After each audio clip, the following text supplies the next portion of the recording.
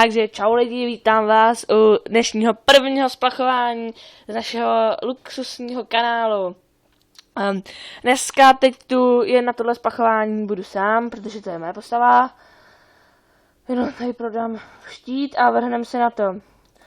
Chtěli bychom, aby to bylo samozřejmě epic. Čekat.